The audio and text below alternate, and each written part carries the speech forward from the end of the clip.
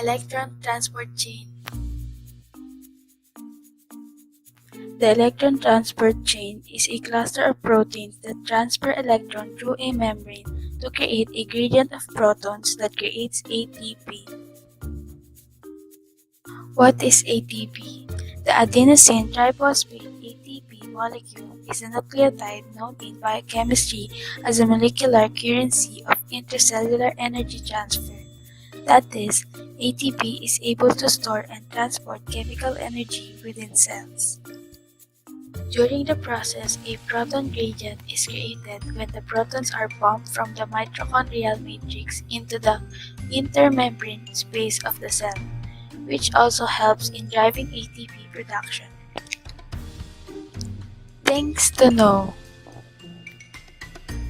NADH nicotinamide adenine dinucleotide is a cofactor found in all living cells. The compound is a dinucleotide because it consists of two nucleotides joined through their phosphate groups. FADH2 flavin adenine dinucleotide is a redox coenzyme, more specifically a prosthetic group of protein, involved in several important enzymatic reactions in metabolism. The process. In this video, we are going to look at electron transport chain, which is also known as oxidative phosphorylation. You may remember that a mitochondrion looks a little like this. It has an outer and inner membrane, and we're going to take a closer look at the inner mitochondrial membrane. So here is the membrane, and within it are a bunch of protein complexes.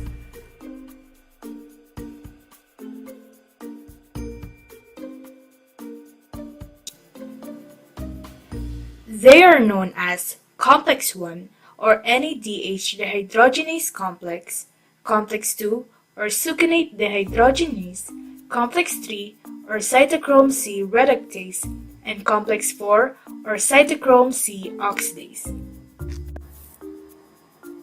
These are the major protein complexes of the electron transport chain.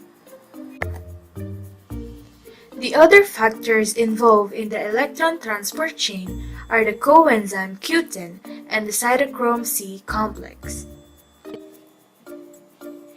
The other large protein complex involved here is called ATP synthetase, and as the name suggests, it is the complex that makes ATP. So the process begins with NADH, which was produced by glycolysis, beta oxidation, and the TCA cycle. This NADH is oxidized to NAD+ and donates 2 electrons to the electron transport chain. These 2 electrons get passed between the complexes like these, and are finally accepted by oxygen, and with a couple of protons, this produces water. This oxygen is supplied by breathing air from our atmosphere, and to provide this is a reason that all animals need to breathe. Now, as the electrons are passed between the complexes, they pump protons out of the mitochondrial matrix into the intermembrane space like this.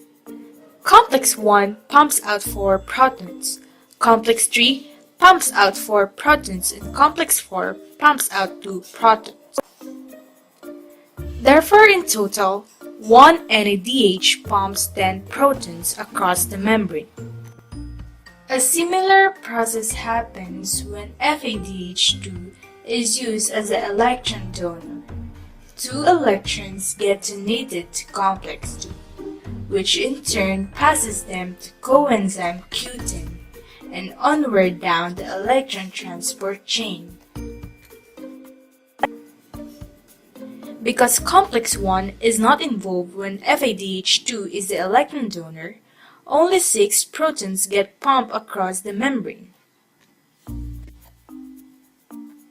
Finally, these protons then flow back down their electrochemical gradient through the ATP synthetase. For every 4 protons that flow through the ATP synthetase, a single ATP is produced. I should just say that different textbooks will quote different numbers here. I've quoted the number from Lininger's Principle or Biochemistry 5th edition. So if you do the math, it turns out that one NADH will produce 2.5 ATP and one FADH2 will produce 1.5 ATP. And that's how a cell produces ATP for its energy supply.